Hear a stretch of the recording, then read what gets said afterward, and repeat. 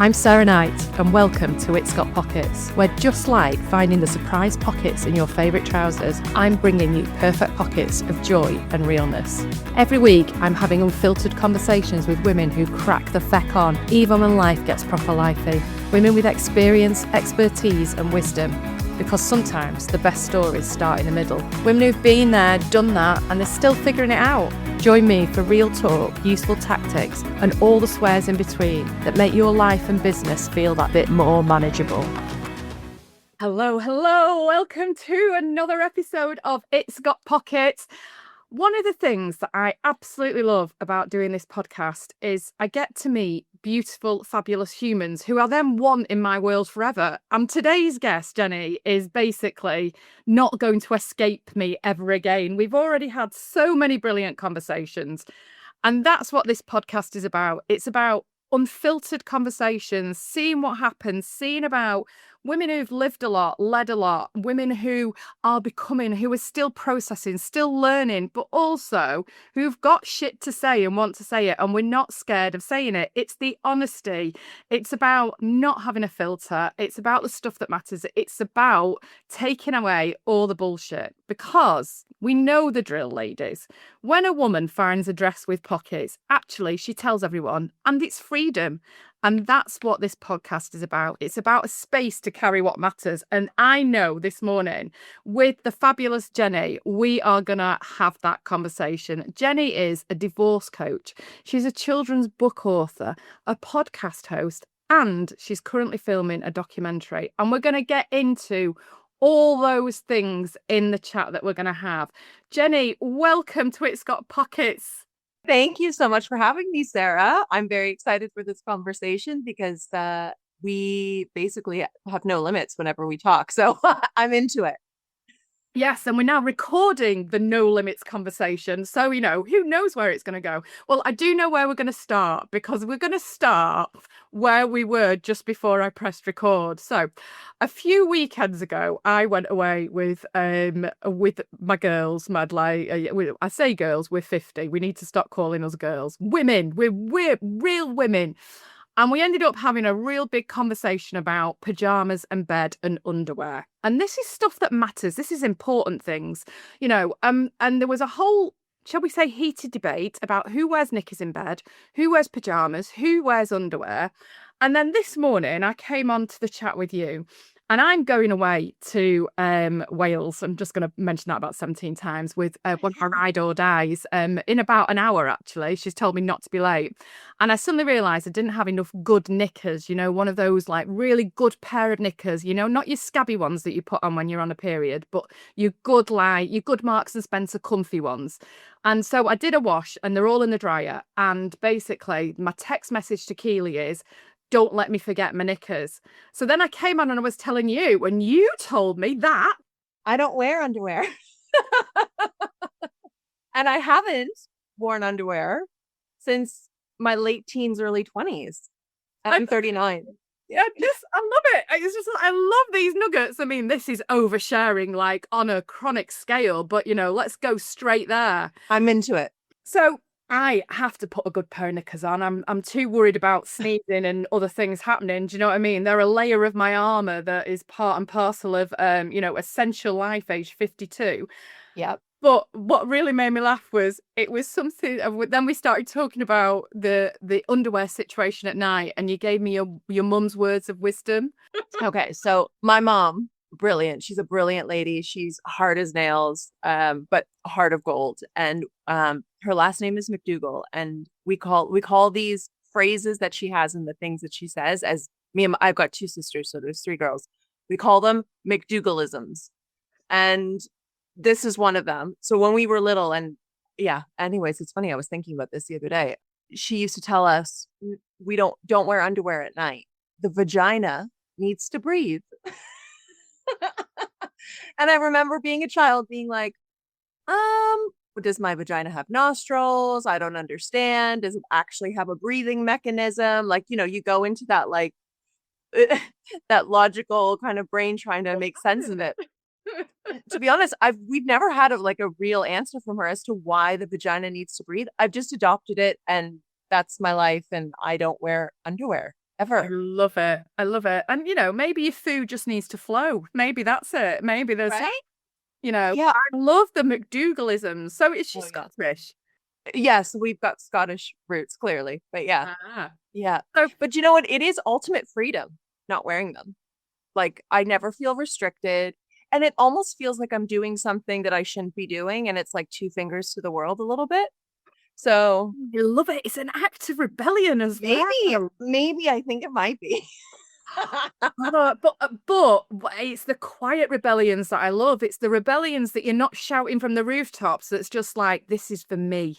Yeah. This is for me, and this is what I'm doing for me, and stuff you all. I love Yeah. it. Yeah. My vagina's free. Live, girl. Which means I am free. There we go. That's the marketing message the suffragettes were missing out on. Yeah. Right, Jennie, I know you, but tell my wonderful, wonderful listeners a little bit about yourself because we need to go into the detail on what made you write a book. What was the reason why you made a book? Why are you a divorce coach? Oh gosh. That is a very loaded question. Lots went into how I got to where I am today. And if you asked me in my early 20s where I would be, and when I was 39, this is not even close to where I thought I would be. And I think there's so much like magic and beauty in that as well, because I said when we had our podcast, there's been many iterations of me and my identity. And I think it's just because of the things that life throws at you and the choices you make as a result. And that's where the growth is. And none of it's been comfortable. Every single change that I've gone through has been not without pain and not without challenge and struggle and adversity, but it's made me feel more powerful each kind of step that I've taken in my life in each iteration of Jennie, if you will. So I started off in financial services, and I was in specifically investor relations and in Canada, on Bay Street, which is essentially the Wall Street, if you will, of Canada, working with gold mining companies and things like that.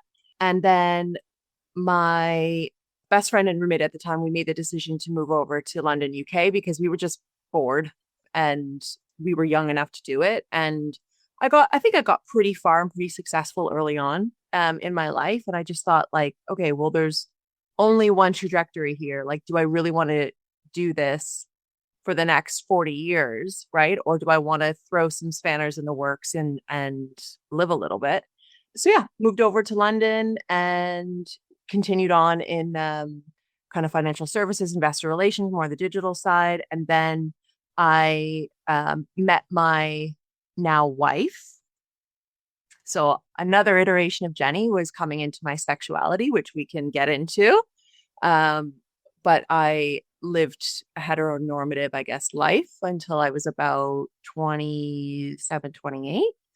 And then, yeah, I met my wife when I was 30 and she had two kids. So that was the next then iteration of my life.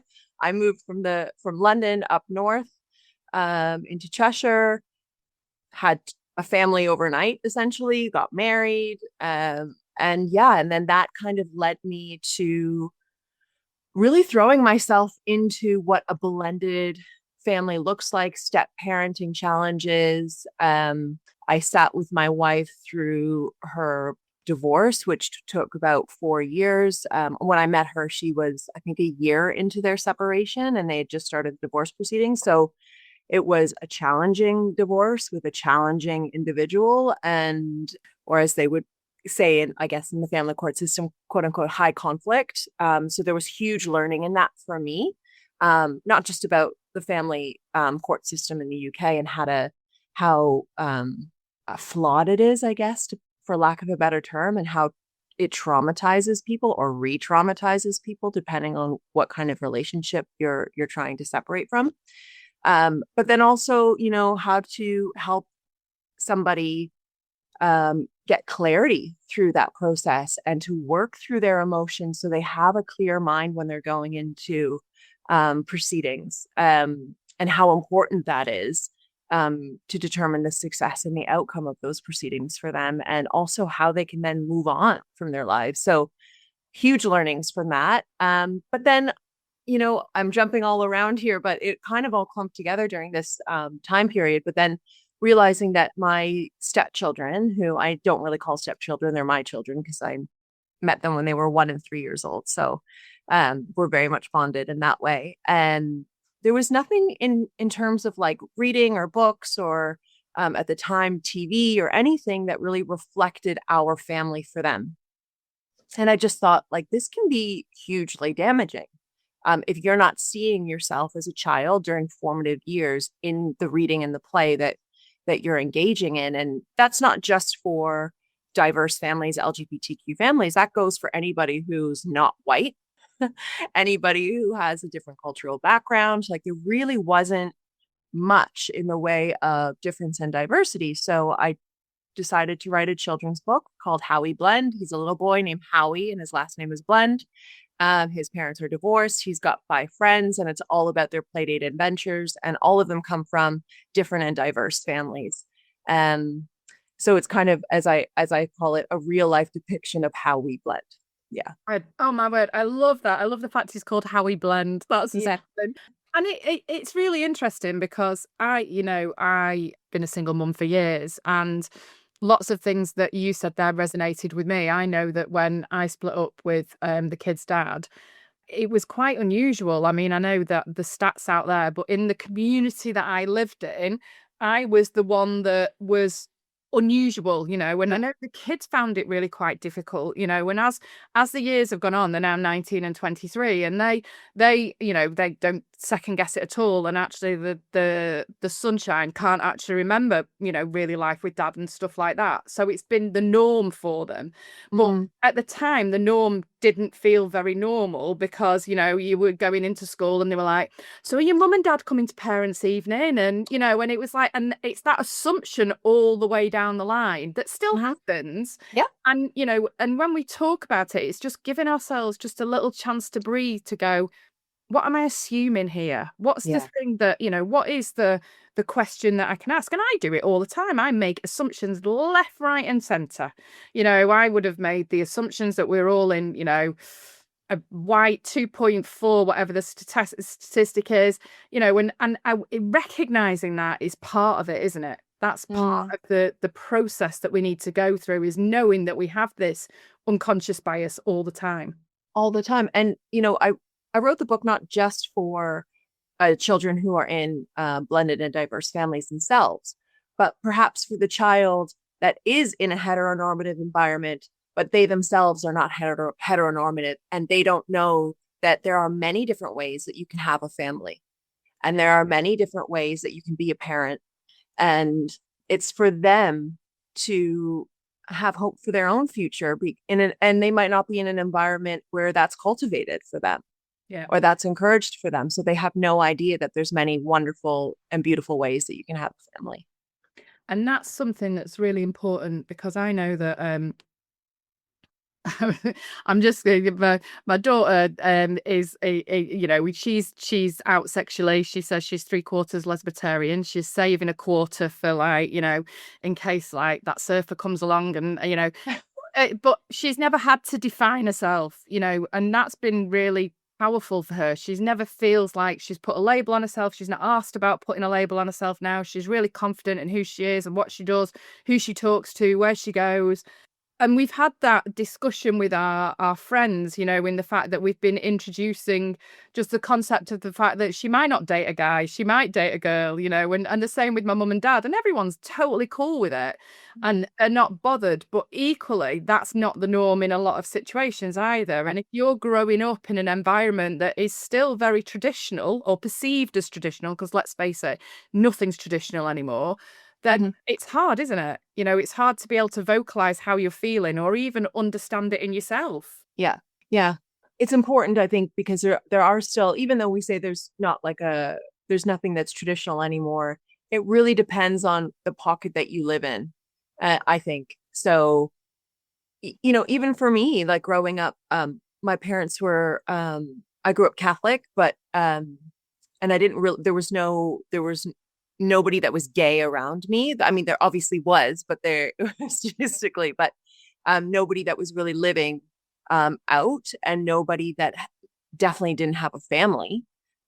So I didn't even know that it was like a thing, that was an option. But my parents were always, they always said, oh, it doesn't matter who you love, boy or girl, mommy and daddy will always love you. But when I then came into my sexuality, I think they struggled a little bit because it was that mentality that it's like, okay, it's okay for other people's kids, but when it's my kid, that doesn't sit as comfortably. Do you know what I mean? Totally. And I think that still exists. Oh, definitely. And I'm always honest in these conversations, and I will say that, when we've been talking about sexuality in this house, I've said to Izzy, well, I still want a grandchild, from you, and I'm aware that, and I'm saying that sugarcoat, she decides not to have children. That's absolutely fine.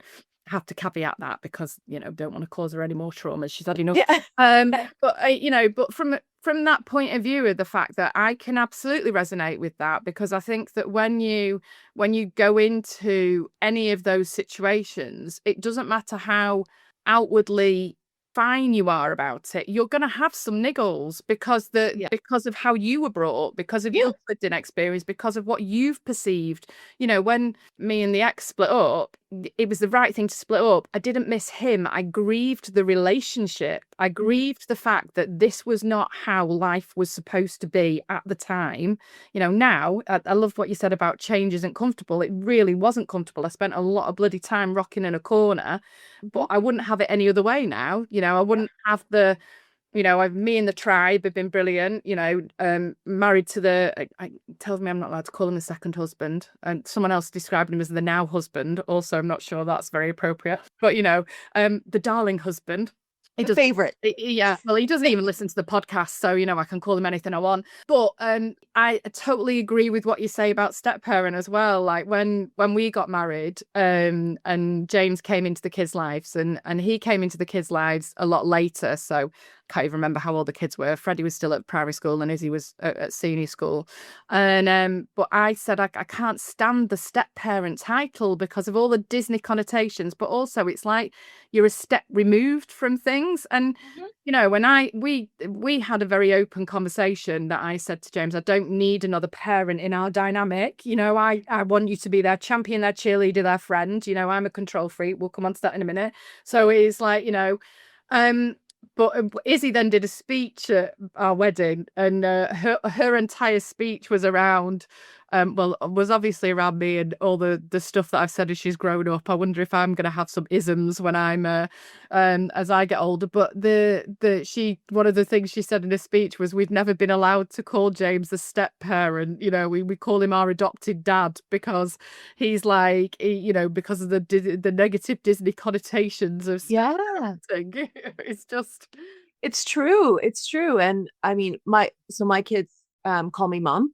They have 3 moms, and they don't, I mean, they came to that naturally. Like that wasn't even something my wife and I put on them. So we never referred to me as mom. And then the youngest just started calling me mom one day, and we kind of looked at each other, and I said, oh, I'm not sure how that feels. And I said, how do you feel about that? And she's like, I don't know. Let's just see if he says it again. And he just kept referring to me as mummy. So we just had a conversation. We're like, well, if that's how he feels, then we shouldn't make him feel bad for that. Like we should go with what's natural to him. So yeah, it just kind of stuck. And then the older one, and I say older, they were they were still in nappies pretty much. Then yeah, she just started as well, and it just kind of snowballed from there. But we've never, we were very open with them about how they were made, who carried them, the biology side of it, the science side of it. That was really important to me because I didn't want them to, like, I wasn't trying to pretend like I was their biological mom. I wanted them to know who I was and who my family is to them, which is their family. So, my parents are their grandparents, but they also know that our blood isn't running through their veins. But we just have, it's just opened up this whole beautiful world of conversation and authenticity. and just a real kind of strength in our relationship because it's founded on complete honesty. And with honesty comes trust. And yeah, I think there's a lot of, I could go on and on about like our obsession with titles of mom and dad and how people wrap their identity into that, and how then that they put that on their kids and then make their kids responsible for how their ego and how they feel about themselves and all this kind of stuff. I could go on and on about that.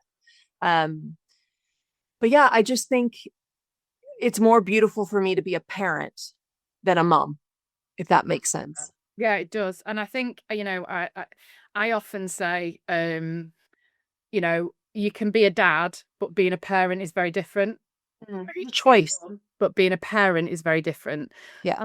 What I love about what you said is that it was a natural evolution of how the kids felt and where the kids were and what they wanted and what they perceived. And, out of the mouth of babes and all that comes the real honesty, because they've not got any of the perceptions, misperceptions, that we have as grown-ups, as adults, as having moved through things. And there's something in the statistics of if you are involved in a child's life, I think it's under the age of 4, then they naturally perceive you as a parental figure anyway. I think it's something to do with the dynamics of the brain and how the brain's developing. So it's lovely that we have that natural way of letting the kids decide what they want to say and how they want to call it. However, my son did go through a phase of calling me Sarah for a long time, which really pissed me off. And when we got to the bottom of it, it was because he realized that if he shouted, "Mom, Mom, Mom," I ignored it quite a lot. So around the age of 9, he realized that if he shouted Sarah in quite a deep, authoritative voice, then I figured it might not be him and it might be something else, and then I would answer. So then I was like, right, and then we'll show you how to sing to Sarah. I'd hear like, "Sarah," and then like there was a couple of times in the school playground when obviously the cacophony of mums was like everyone's like turning around twitching like which mum is it, and then you just hear Freddie going, "Sarah," and everyone would be like, "Oh, that's your son then." Yeah, I do actually love that. That's Julie. But let's talk about control, because we've talked about this, and we were talking about this when we were coming onto each other's podcasts and how we feel like how great it is to be in control of the interview and asking the questions, and then how we feel a little bit more vulnerable when you're sat on the other side of the mic. And all of a sudden, when that lack of control comes in, but equally, that's then sort of into that piece that we were talking about, that change isn't comfortable. And I love that, because so many of the women in my world, so many of the women I'm talking to, whether they're going through their own plot twists, life stage, figuring out who the fuck they are, which is a big part of who we are as women, every step of that change isn't comfortable, is it? How did you figure out that bit of being really uncomfortable, the lack of control, and giving yourself that grace to move forward? Oof. So I think when I first moved over to the UK, because it was so unknown and I really just took a leap of faith. Before I got on that plane, I had to make a choice and just have a real hard conversation with myself internally, which was, I need to make the choice to trust myself that I'm going to make this work. So regardless of what happens, I can't control other people, but what I can control is myself. And I need to trust that. And I really think that was had I not gotten on that plane and made that decision to move over to the UK, I think I would have been a totally different person, a much more repressed, unhappy person. Because it just kind of, it enabled me to that trust that and it was very much a decision. And I don't think we talk about that enough, but I made the decision to trust myself, and that made me able to make change. And that made me, it kind of facilitated my ability to sit in the uncomfortable, because I was like, doesn't matter how uncomfortable this gets, I know I'm going to be okay because I trust myself.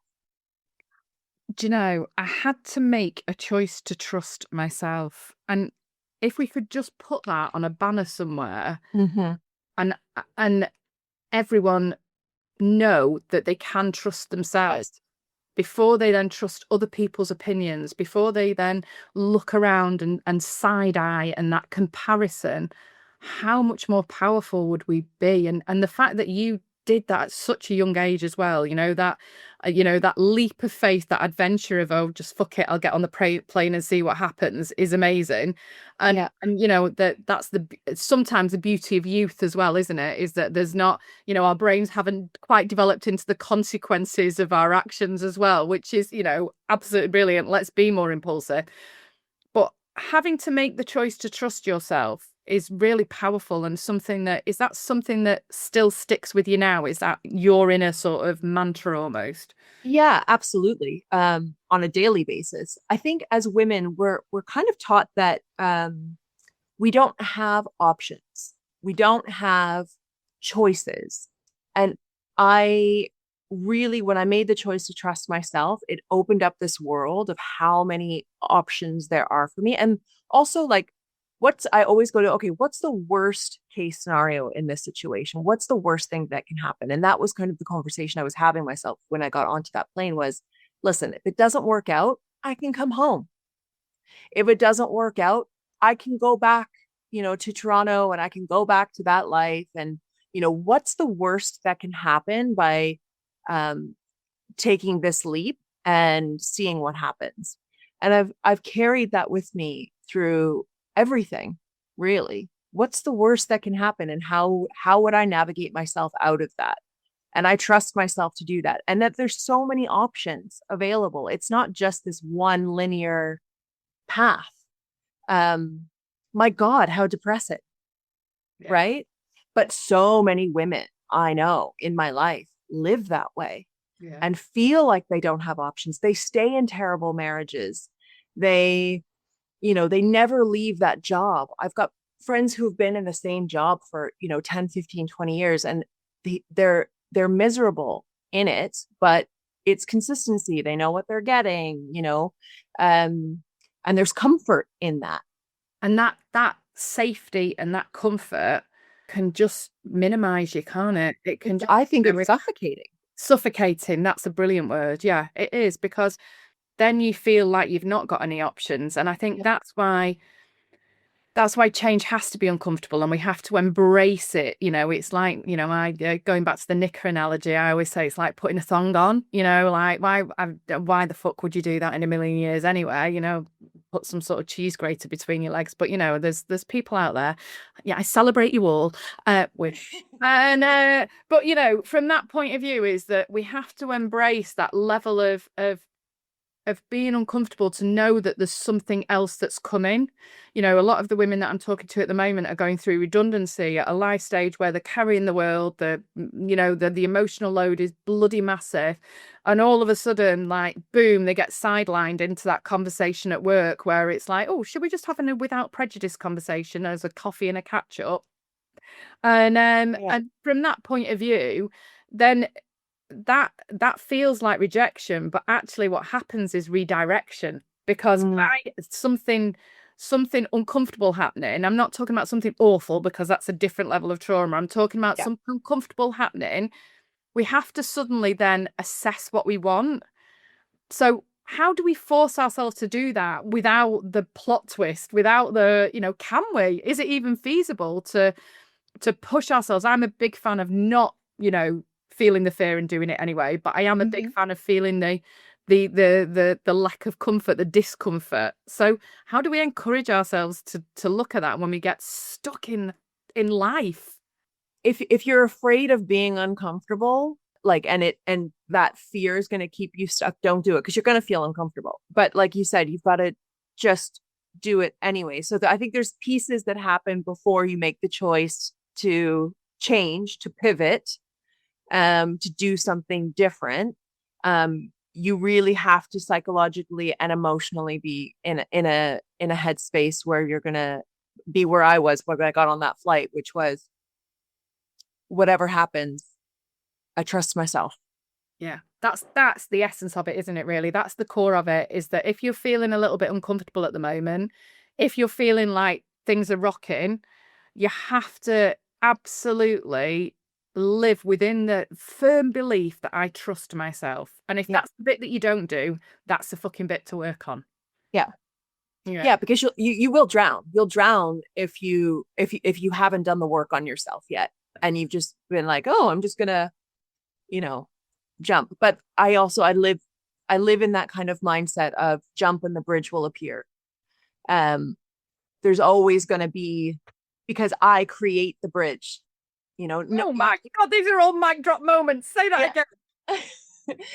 Jump and the bridge will appear, and because I'm going to create the bridge. It's You cannot rely on other people to make you comfortable. You have to make yourself comfortable. You cannot rely on other people to save you. You will be waiting your whole life.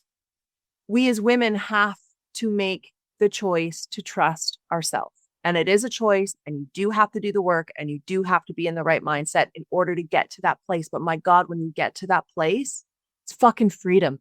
Saving yourself is one of the most powerful things we can do, because that's what gives you your escape plan. If you need an escape plan, it gives you your confidence to go into the plot twist. Yeah. And that saving yourself, you don't need to do it in isolation, Mm. but it has to come from you. You can't look around and go, right, who's going to rescue me now? This is not a shit Disney movie. There's no Prince Charming coming to rescue you. And actually, most of the Prince Charmings are utter dickheads.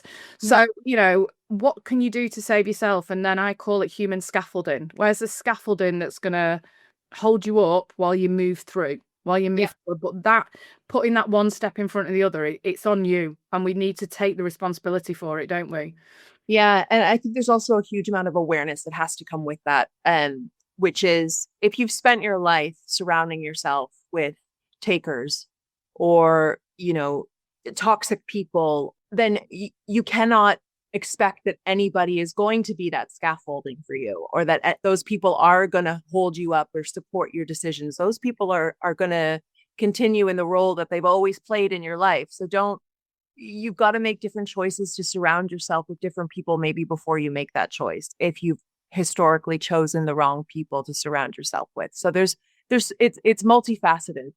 Yeah. And that is about doing an audit with the people that are in your room. Who is serving you? Who are you serving? And I include friends in that. I've had quite a lot of friends over the past 10 years, because I've stepped into who I am and I've not been afraid to show it. And the minute I've started being me, being the true me, the iteration of me that is currently who I am, who I've evolved to be, the people that I thought would be my human scaffolding have wanted to keep me down on the ground. No, because that's where they're comfortable, because that's who they know you to be to them. Yeah. So when you change that, oh no, that I don't know who that is. That person doesn't serve me anymore. They're putting boundaries in place, or they're expecting things of me. Oh my God, no, I don't want that around me. I need to be able to take from you. And when you tell me I can't take from you anymore, I can't have that in my life. Those are the toxic people that we're talking about. Those are the friend shits, not friendships. Oh, that's brilliant. So we need encouraging everybody to do an audit of their friendships. Yeah, 100%. I mean, I've broken up with several friends over the course of my life. We could do a whole podcast on that. You want to talk about pain? That is pain. That is a death. You have to grieve those things. And that is the pain of evolution and changing and evolving as a person, because not everybody does. And so when you're that person, you're causing pain to that friend, and that friendship won't survive.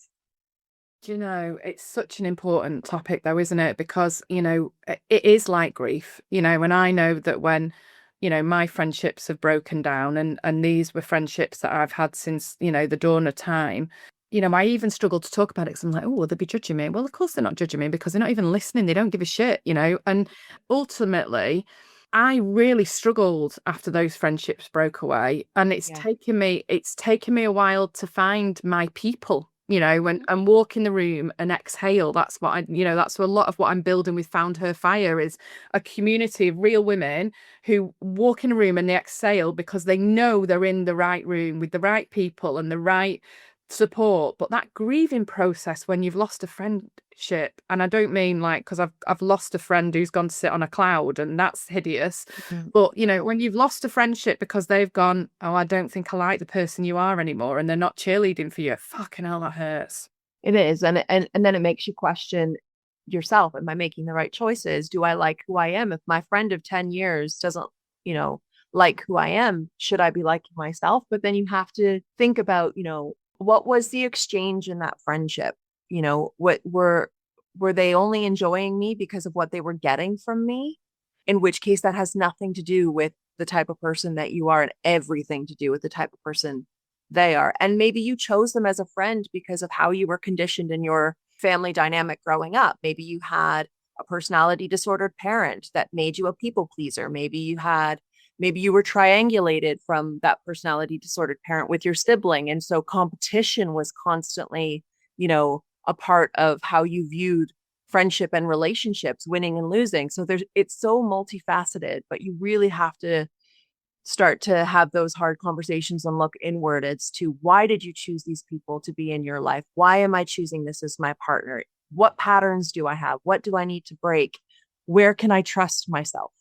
Yeah. And that people pleasing is a really big subject. And it can be a positive as well as a negative. It's that, you know, I think we need to be aware that we don't go, everyone needs to stop people pleasing, because actually there's a piece in there about service to others and contribution to others, which is really powerful. But it's having the right boundaries around it. You know, it's about, it's when people pleasing is at the expense of you and who you are and how you show up. Absolutely. It's am I not externalizing my feelings out of fear of how that person's going to react? Yeah. That is people pleasing. That is, I'm going to repress and hold myself in because I'm fearful of how that person is, how they're going to feel based on how I'm feeling. Yeah. That's a toxicity. And that, I mean, that is people pleasing. So what would you recommend? So if someone's listening to this and thinking, shit, that's me, what's the first step? You know, what's the first step to holding the mirror up to yourself and doing that work on, how do I trust myself? God, I mean, I don't know. And I don't think there's a one size fits all, but what I know for me, and the reason why I have my podcast, which is called Why Are We Whispering, is to say it out loud. Saying something out loud, or if you're not there yet, at least writing it down. So taking it out of your head and externalizing it somehow is the first step in any kind of change. If we cannot admit it, we cannot change it.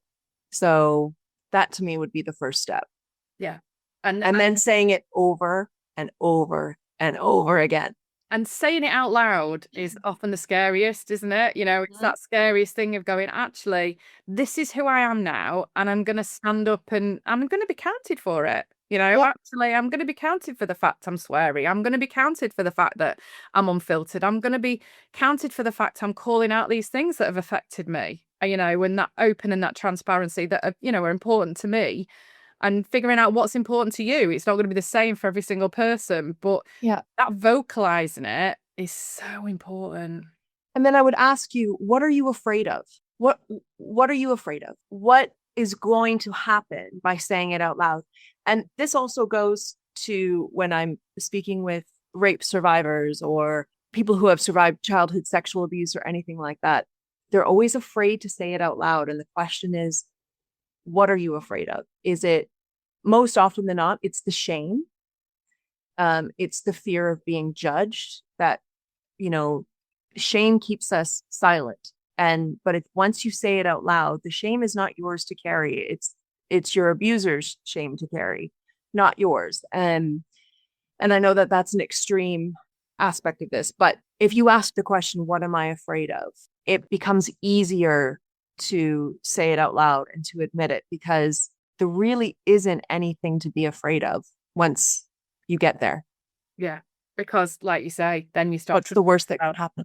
Yeah, you start trusting yourself. You start moving forward. Then you start looking, and there are the people out there. There are the friendships out there. There are the tribes out there that you meet and you evolve when you almost free yourself Yeah. of the Friendshits, and actually it opens up the world of possibility. It's the art of the possible, and it's the same work, isn't it? When we're using the analogy of friends, and and how that can really affect you. But equally in the workplace, actually, if you open yourself up to the possibility of what it could look like, and maybe you think, what could it look like if I don't do this job for the next 20 years? Well, that's it, isn't it? What's scarier? Being stuck in this and doing this for the rest of my life that makes me feel suffocated and unfulfilled, or the fear of the change, which on the other side of fear is greatness and freedom and fulfillment. Like the fear and sitting in the fear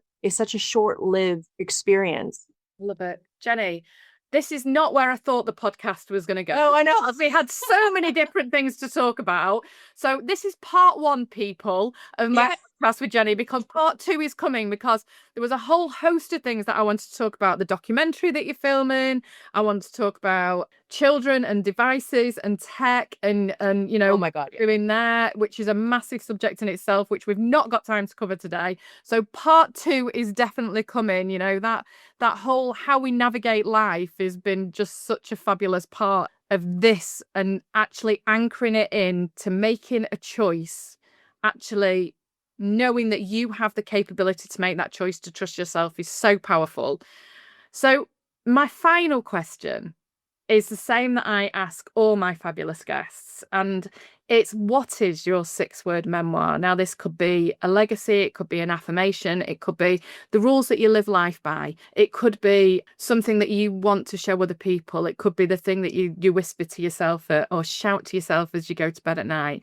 Jennie, what's your 6-word memoir? Yeah. So, as I said to you before, I totally forgot about this question. And so I was scrambling to think about it right 3 minutes before I came on the podcast. But this is always, I think, where the best stuff comes, is when the pressure's on.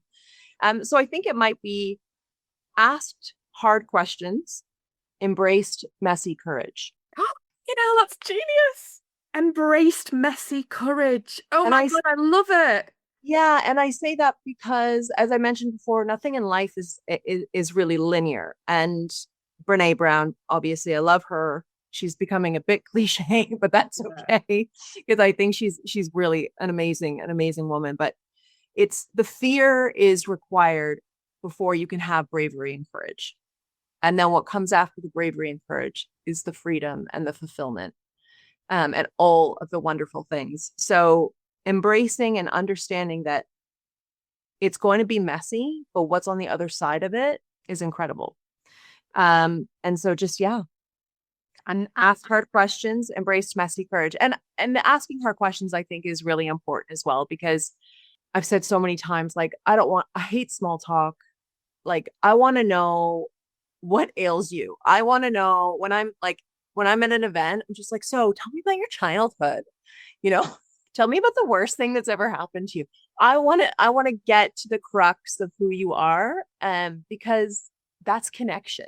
I don't want to ask the easy questions, and I don't want anyone to ask me the easy questions. I want to be challenged all the time. I want you to make me uncomfortable in a well-intentioned way.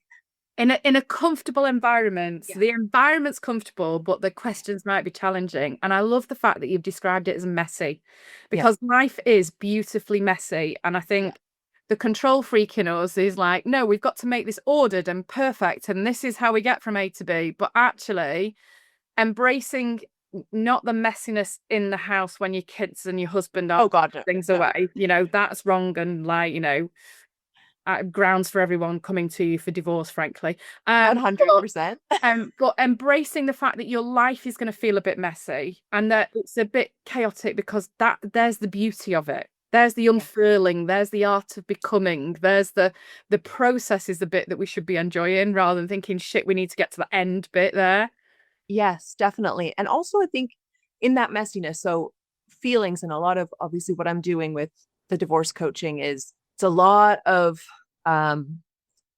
overwhelming feelings that are just sitting on the surface on a constant basis. And it's understanding that feelings are fluid, and how you feel today is not how you're going to feel tomorrow. And it's certainly not how you're going to feel in a year's time from now. And that actually, when you're going through a trauma or a heavy transition like divorce or death, your feelings change on like a minute to minute basis.